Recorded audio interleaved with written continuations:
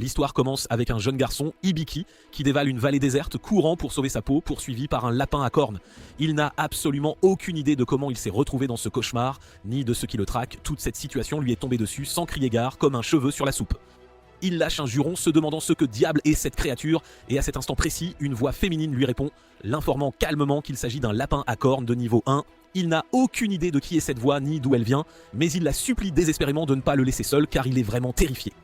Le lapin bondit soudainement sur lui, mais il parvient, on ne sait comment, à l'éviter au dernier moment et s'écroule dessus, l'écrasant accidentellement à mort sous son poids. Au même instant, au plus profond des bois, une jeune elfe se déplace silencieusement entre les arbres quand une mystérieuse voix masculine commence à la guider, lui indiquant de se diriger vers l'est car quelque chose d'incroyablement précieux l'y attend.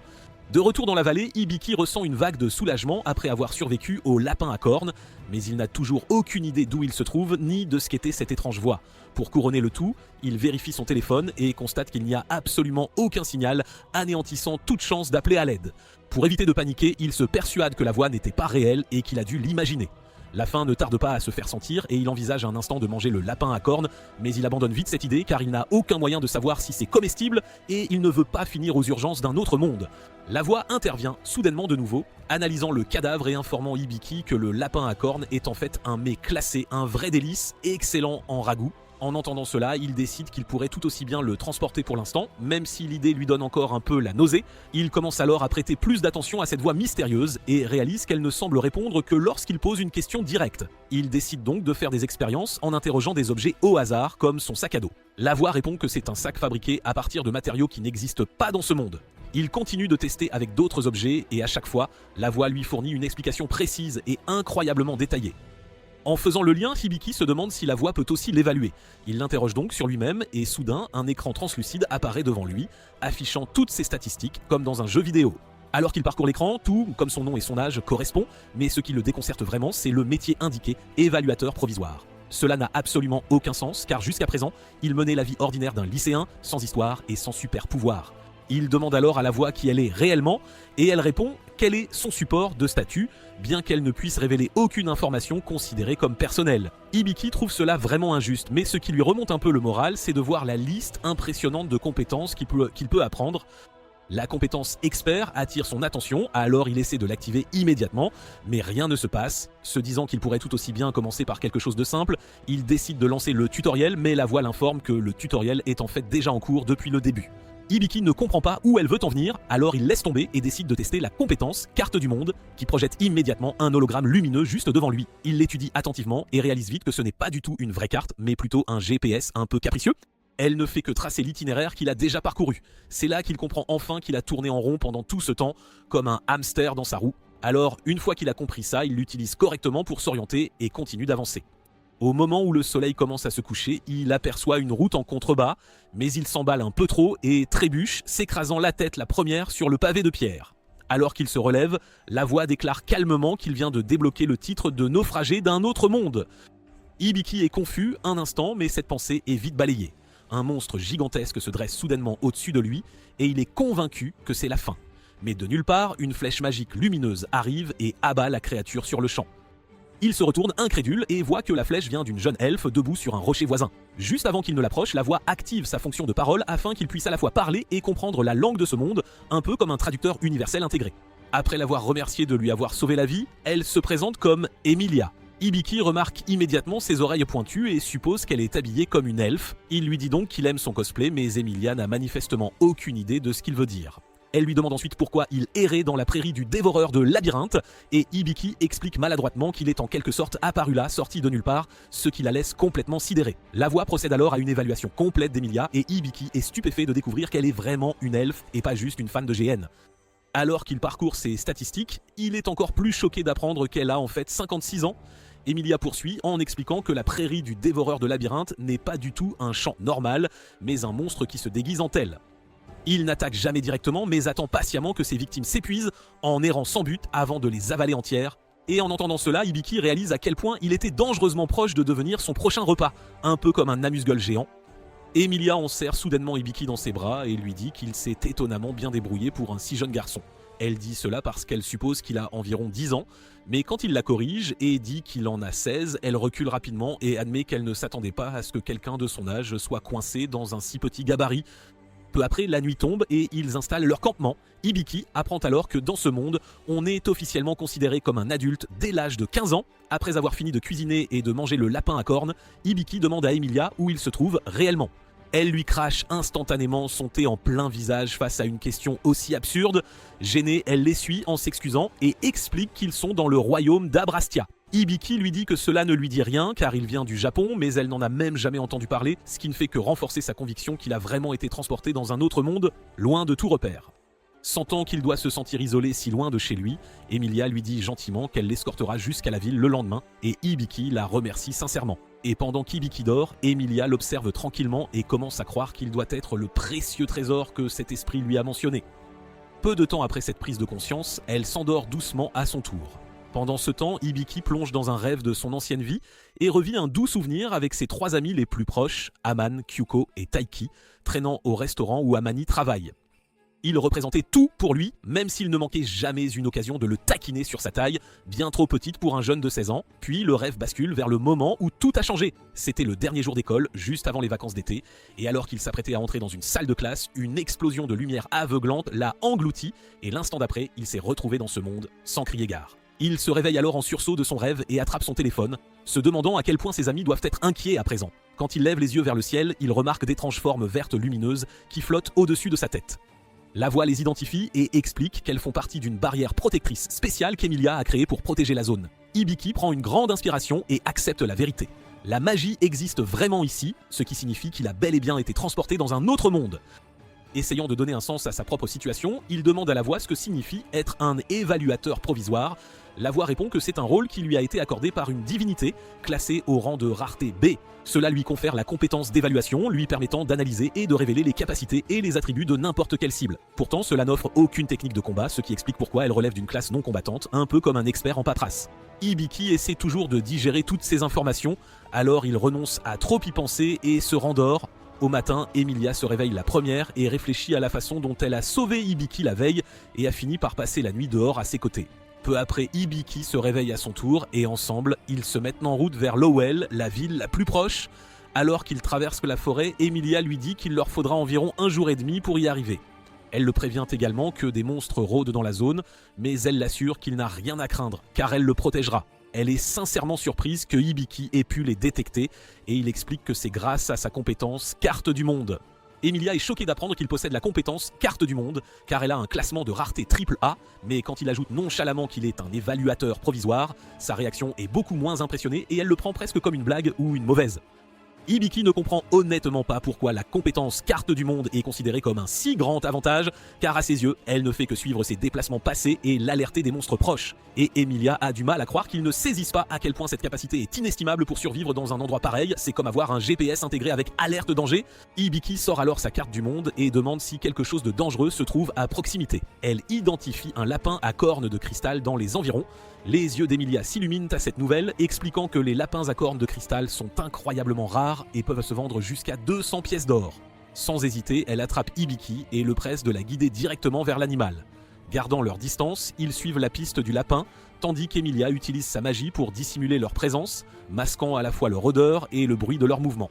Hibiki est profondément impressionné et félicite Emilia pour ses incroyables capacités, mais elle lui rend rapidement le compliment, insistant sur le fait que c'est lui le véritablement remarquable grâce à sa compétence Carte du Monde. Elle explique que n'importe quel groupe d'aventuriers aurait de la chance de l'avoir, et puisque l'évaluation est une profession non combattante, il pourrait rester en sécurité à l'arrière tout en soutenant les combattants de première ligne. Bien qu'Emilia soit impatiente de former un groupe avec Hibiki, elle ne veut pas paraître trop désespérée, alors elle décide de démontrer ses talents et de le laisser faire le premier pas. Elle lève son arc et vise, mais Hibiki remarque qu'elle n'a pas de flèche. Souriante, elle explique qu'en tant qu'archère spirituelle, elle peut créer des flèches à partir du vent lui-même. Elle forme alors une flèche spirituelle et la décoche vers le lapin, mais la créature évite de justesse le tir au dernier instant, la laissant momentanément abasourdie. Réalisant que le poursuivre maintenant serait futile en raison de sa capacité d'évasion à grande vitesse, Emilia se prépare à abandonner la chasse. Cependant, quand Hibiki apprend que le lapin ne peut pas activer ses compétences en attaquant, une idée lui vient à l'esprit comme une ampoule qui s'allume. S'il peut attirer le lapin à charger sur lui, Emilia aurait l'occasion parfaite de frapper. Elle hésite, doutant qu'un plan aussi simple puisse réussir, mais Hibiki la rassure, expliquant que son évaluation a révélé que la créature était aussi bête qu'une pierre, un vrai caillou avec des oreilles. Alors que le lapin émerge à découvert, un mur de pierre s'élève soudainement devant lui, effrayant la créature. Quelques instants plus tard, il aperçoit Hibiki allongé sur un rocher et mort immédiatement à l'hameçon. Et juste au moment où il s'élance, Emilia décoche son tir avec une précision impeccable, abattant le lapin instantanément. Elle est sincèrement surprise que la stratégie ait fonctionné si parfaitement, notant que les murs de pierre ont forcé le lapin sur un chemin unique, ne lui laissant d'autre choix que de charger directement sur Hibiki. Ironiquement, la mauvaise évaluation qu'il a faite de lui a scellé son destin, sans qu'il ne s'en rende compte. Peu après, la voix mystérieuse informe Hibiki que ses compétences ont augmenté de niveau, le laissant perplexe puisque c'est Emilia qui a porté le coup final. Elle clarifie qu'il a activement contribué en utilisant continuellement sa compétence d'évaluation et en se mettant en danger comme appât, gagnant ainsi le niveau supérieur grâce à son rôle vital dans la chasse. Ailleurs, la divinité responsable d'avoir amené Hibiki dans ce monde observe ses progrès avec une certaine satisfaction. Néanmoins, la divinité se rappelle que ce n'est que la phase de tutoriel et que le voyage d'Hibiki ne fait que commencer. Pendant ce temps, à la guilde des aventuriers, nous voyons une jeune femme nommée Yvel qui vient de terminer son inscription. La réceptionniste la dirige vers le tableau des quêtes, mais Yvel explique calmement qu'elle a déjà sa première mission de prête et qu'elle cherche quelque chose de vraiment extraordinaire. Après un certain temps, Hibiki et Emilia arrivent enfin à l'OL.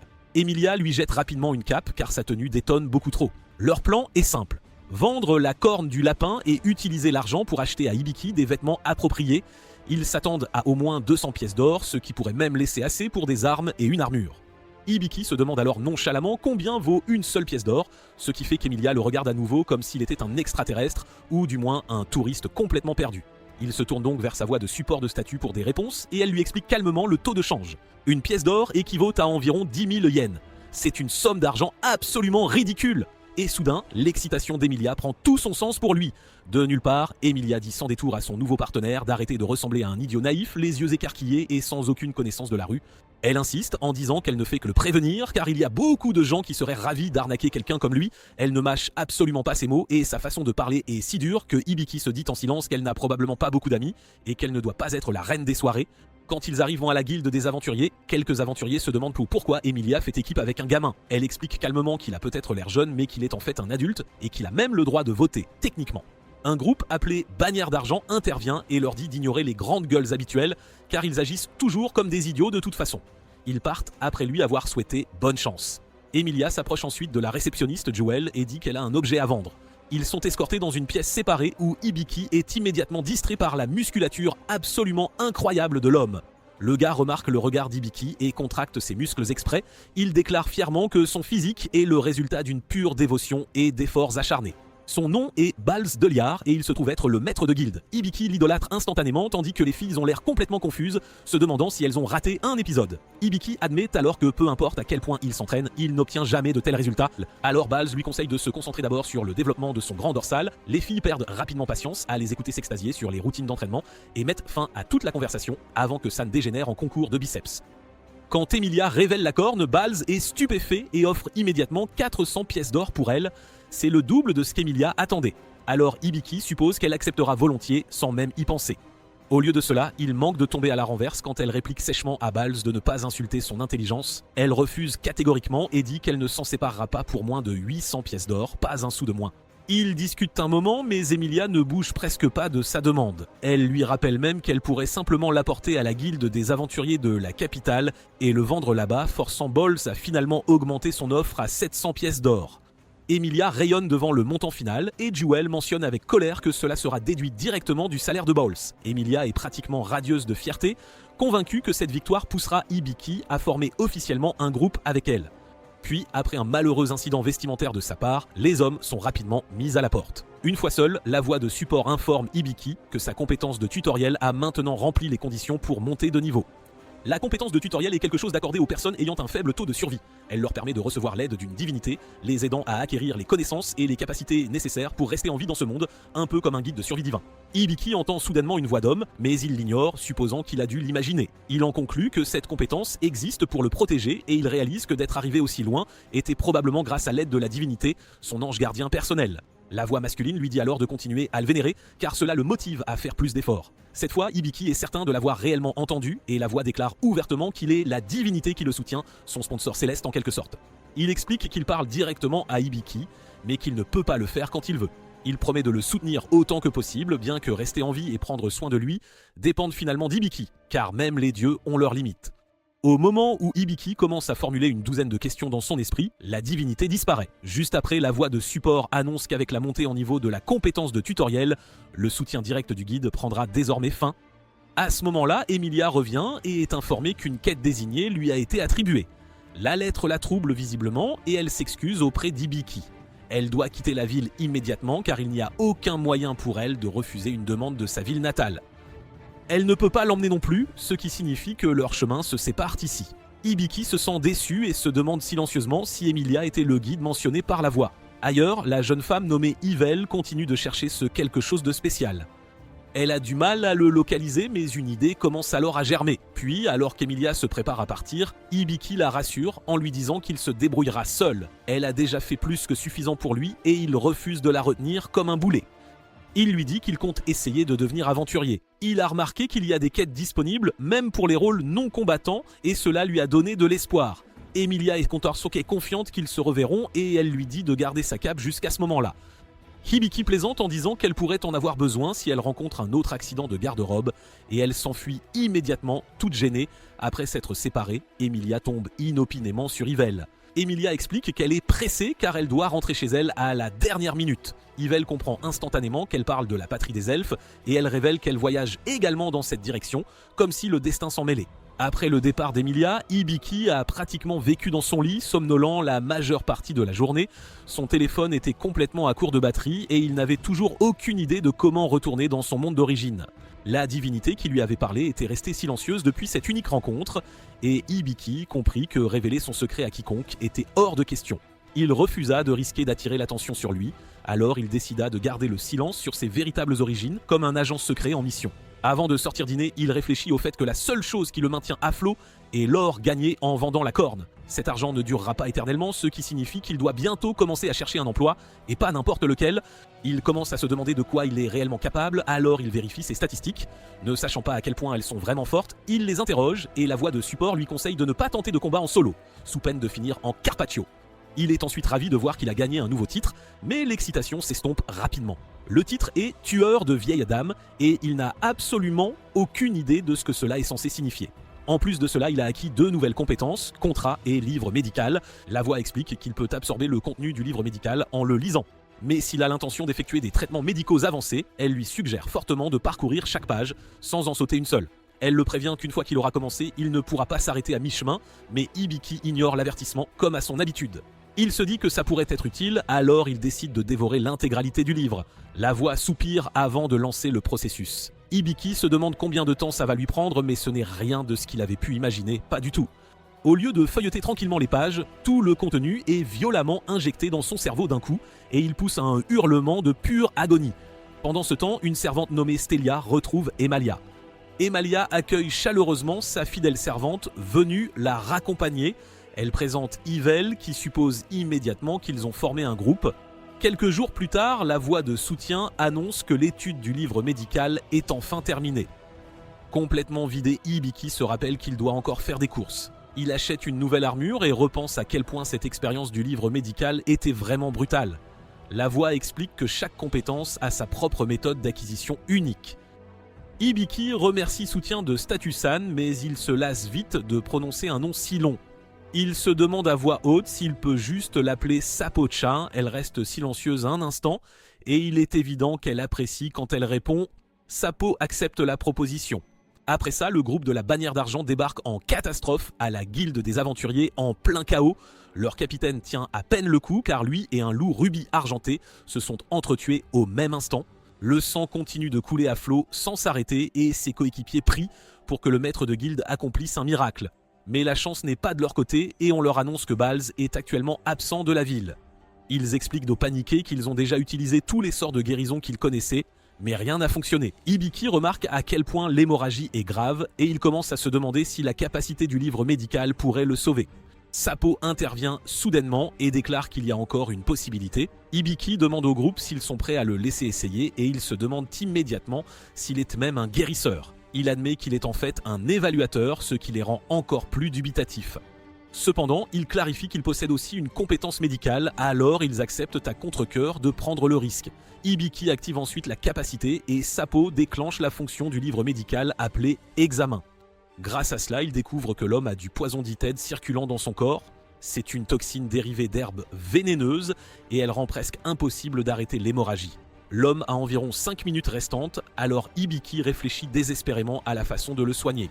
Sapo explique qu'une restauration complète sera nécessaire, y compris la régénération du bras et de la jambe qu'il a perdu. Elle conseille d'utiliser Hyper Soin et Guérison Parfaite, mais ce sont des capacités de niveau avancé qui exigent 650 points de magie et le problème c'est qu'Hibiki n'a que 56 PM.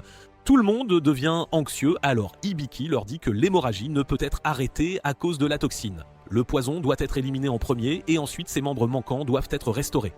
Hibiki demande frénétiquement si quelqu'un ici peut lancer Hyper Soin ou Guérison Parfaite, mais aucun d'eux ne le peut. Maintenant, il ne reste plus que 4 minutes et il a du mal à trouver une solution possible. À ce moment, Sapo suggère d'utiliser une capacité technique appelée Contrat. S'il demande aux autres de lui transférer temporairement leur PM, Hibiki pourra effectuer le traitement en utilisant la puissance magique combinée. Un simple accord verbal suffira et cela lui donnera accès à ses sorts avancés.